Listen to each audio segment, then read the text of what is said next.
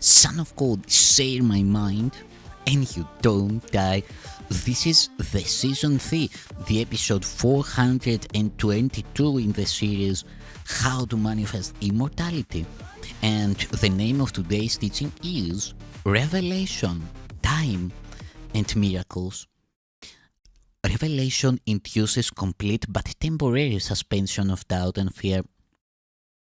It reflects the original form of communication between God and His creations, involving the extremely personal sense of creation, sometimes sought on in physical relationships. Physical closeness cannot achieve it.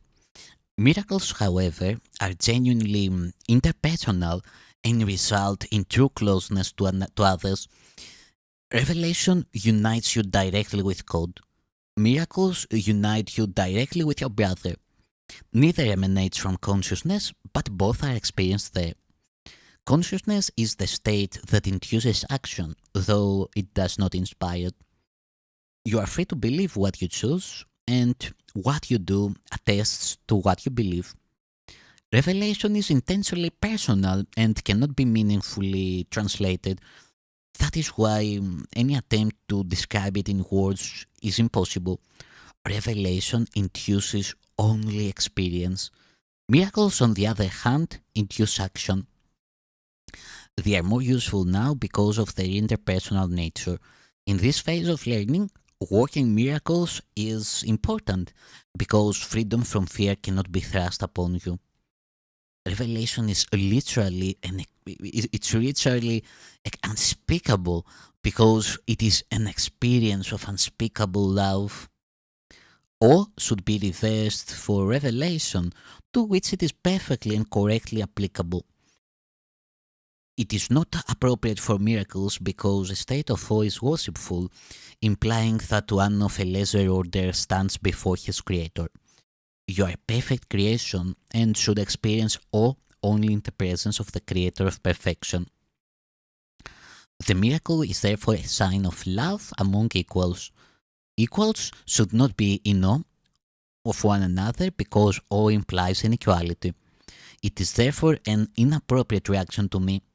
An elder brother is entitled to respect for his greater experience and obedience for his greater wisdom. He is also entitled to love because he is a brother, and to devotion if he is devoted. It is only my devotion that entitles me to yours. There is nothing about me that you cannot attain. I have nothing that does not come from God. The difference between us now is that I have nothing else. This leaves me in a state which is only potential in you. No man cometh unto the Father but by me. It does not mean that I am in any way separate or different from you except in time, and time does not really exist. The statement is more meaningful in terms of a vertical rather than a horizontal axis. You stand below me, and I stand below God. In the process of rising up, I'm higher because without me, the distance between God and man would be too great for you to encompass. I bridge the distance as an elder brother to you on the one hand, and as a son of God on the other. My devotion to my brothers has placed me in charge of the sonship, which I render complete because I share it. This may appear to contradict the statement I and my Father are one, but there are two parts to the statement in recognition that the Father is greater. Revelations are indirectly inspired by me because I'm close to the Holy Spirit and alert to the revelation readiness of my brothers. I can thus bring down to them more than they can draw to themselves. The Holy Spirit mediates higher to lower communication, keeping the direct channel from God to you open for revelation. Revelation is not reciprocal. It proceeds from God to you, but not from you to God. The miracle minimizes the need for time. In the longitudinal or horizontal plane, the recognition of the equality of the members of the sonship appears to involve almost endless time. However, the miracle entails a sudden shift from horizontal to vertical perception. This introduces an interval from which the giver and receiver both emerge further along in time than they would otherwise have been.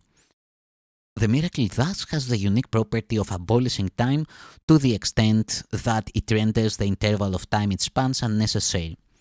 There is no relationship between the time a miracle takes and the time it covers. The miracle substitutes for learning that might have taken thousands of years. Thousands of years. It does so by the underlying recognition of perfect equality of giver and receiver on which the miracle rests. The miracle shortens time by collapsing it, thus eliminating certain intervals within it. It does this, however, within the larger temporal sequence. Think son of good.